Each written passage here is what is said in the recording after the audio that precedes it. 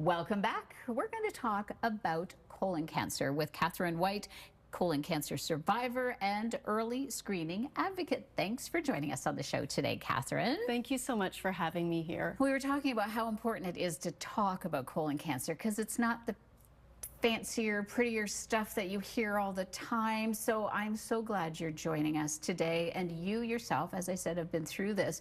Do you mind sharing a bit of your story with us? I love sharing my story. It really helps people to understand what colon cancer looks like.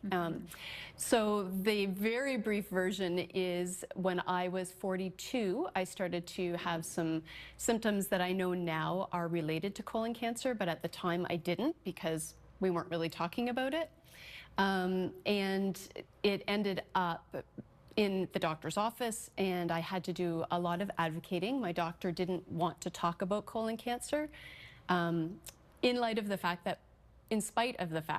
that my father had passed of colon cancer at 63 years old. So it was in your family? In the family, yes. And so we brought that to the table, and I was told that I was too young to be having that conversation. So we continued to use our voices and advocate, and eventually in March of 2015, I was at the Verspieten Family Cancer Clinic and was told that I had stage 4 colon cancer. Wow. I can't imagine what that day would have been like to get those words. It was pretty awful. And you know, I shared about my dad, and that was part of the whole processing of it, because I was with my dad when he passed. Excuse me. I was with my dad when he passed, and so I knew what that looked like. And so to have that dropped in my lap was just... Can you tell us a little bit about what that journey is like? Like, you've been given this terrible diagnosis, you're trying to deal with that. What happened after that? Because I was young, so ironically, we didn't want to have the conversation about it because I was young, but then once I was in the system, because I was young, I was 43, they were very proactive in getting me in. I had already had a colon surgery, and then I went through 5 rounds of chemotherapy and had a little bit of time off. And then I had a liver resection because it had, stage 4 means that it has traveled within the body to other organs. So I had a big liver surgery and then 7 more rounds of chemotherapy. So all of 2015 was spent with medical appointments, surgeries, recovery, chemotherapy. And a little bit of fun smattered in there from time to time. Yeah, because that would help in between, right? You look great. So how are you doing now? I'm doing well. It's been a bit of a process. So since 2015, I've had 4 recurrences. So I've had a total of 6 cancer-related surgeries since the original diagnosis. But just this month, I had my annual CT scan, and I am now 2.5 years, no evidence of disease. Amazing. So we celebrate that. Yes, Thank you. so you should. What are some of the symptoms? You know, if people are at home and thinking, gosh, you know, what do I have to look out for? Could you explain what some of the symptoms are that people should be keeping an eye out for? Absolutely. Weight loss is one. If you're suddenly dropping weight unexpectedly, that's a tell that something is happening.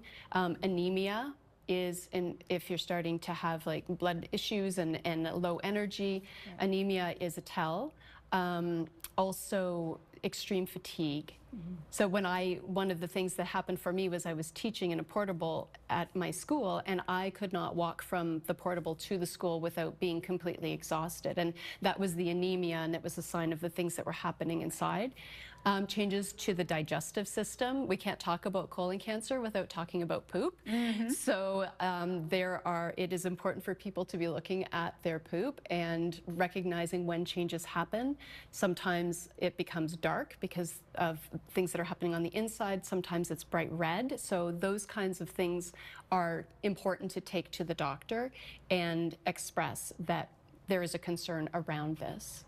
I understand. Like, we get sent the screening tests, I think, after you turn 50. Correct me if I'm wrong. But there's a big push to actually lower that age, right? Yes. What are your thoughts on that? I love this campaign so much. So you're speaking about the FIT test, which is, again, something people are like, oh, I don't need that. It comes in the mail. They throw it in the garbage, because you have to put your own fecal matter into an envelope and mail it away to get screened. But it is an excellent screening tool. The other screening tool is a colonoscopy. Okay. Right. And so the colonoscopy can see what's happening on the inside of you that you might not be aware of. So Colorectal Cancer Canada is advocating for screening ages to be lowered to 45. So the United States and Australia have already lowered their age to 45, and I really feel like this government, our federal and provincial governments, will be on board with following that trend. What type of conversations do you think people should be having with their doctor and family? I think most importantly, we just need to talk about it, right? Yes. Yeah. So the most important conversation is the one that gets you in the door. I am having things that are not normal in my body. So just to sort of back it up, people need to know what normal feels like in their body. So yeah, we're all a little bit tired, and yeah, sometimes, you know, we have a little bit of grumbly guts, but it's the consistency if it doesn't stop over time. So that needs to be very clearly spoken to a doctor about. This is what is happening. These are my concerns.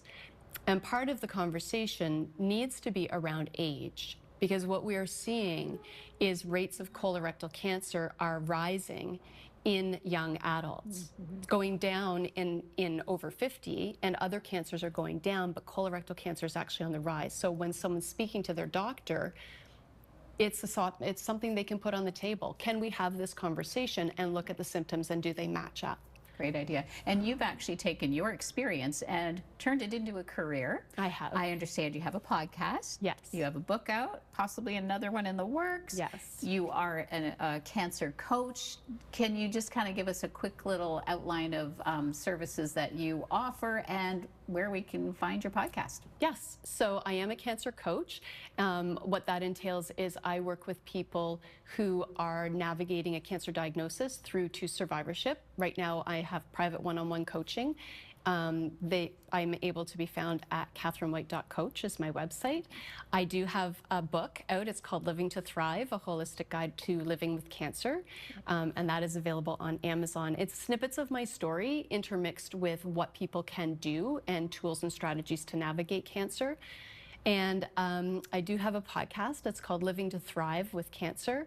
I'm just wrapping up season 5, going into season 6 in September. And there are some really brilliant doctors and researchers that have been guests on the podcast, as well as my own stories that people are looking for, that I wanted to serve a broader community with those kinds of tools. Amazing that you've turned this scary diagnosis into a great positive, right? Not only creating a career for yourself, but helping so many people in the interim. So thank you so much for sharing your story with us and joining us on the show today. Thank you so much for having me. I very much appreciate it.